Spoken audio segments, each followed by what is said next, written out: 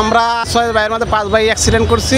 মানুষ মারা গেছে 4 জন, ড্রাইভার ঘুমিয়ে গেছিল, কোনো চেঞ্জ না, তারপর নেই দুর্ঘটনাটা করছে। কিছু কিছু ড্রাইভাররা আছে বেপরোয়াভাবে গাড়ি ব্যবহার করতেছে, যে গাড়ি কন্ট্রোল করতে পারতেছে না, ব্রেক ফেল করে পরে মনে করেন গাড়ির ডিসিপ্লিন নষ্ট করে। হচ্ছে বাগেরহাট ফকিরা, আমাদের মানুষ মারা গেছে 4 জন, আমরা ছিলাম 6 ভাইয়ের মধ্যে 5 ভাই অ্যাক্সিডেন্ট করছি। আমরা অ্যাক্সিডেন্ট করার পরে ফায়ার সার্ভিস অথবা পুলিশ আইসা আমাদেরকে উদ্ধার করছে, কইরা পরে আমাদের ফকিরহাট স্বাস্থ্য কমপ্লেক্সে পাঠানোর পরে এখান থেকে আবার পুনরায় এই ফায়ার সার্ভিসে আমাদেরকে নিয়ে খুলনা মেডিকেল কলেজ হাসপাতালে ট্রান্সফার করাইছে। রাত 2:30 ড্রাইভার ঘুমিয়ে গেছিলো, এটুকুই আমরা বুঝতে পারছি।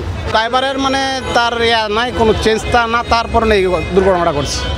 100-100 মধ্যে টানা ছিল গাড়ি। হেল্পার আপনার পাও নাই, ঠিক আছে, আর ডাইন সাইডে শেষ।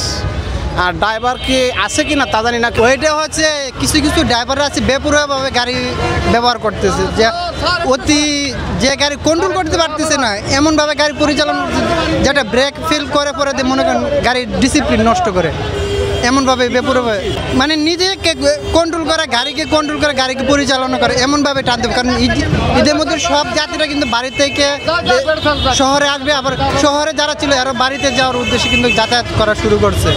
কিন্তু ড্রাইভাররা কিন্তু ভাড়ার জন্য তারা কিন্তু বেপরোয়াভাবে গাড়ি ব্যবহার করা শুরু করছে। এখানে আমার 3 ভাই, আবার 2 চাচাতো ভাই, 1 মামাতো ভাই, সবাই আহত।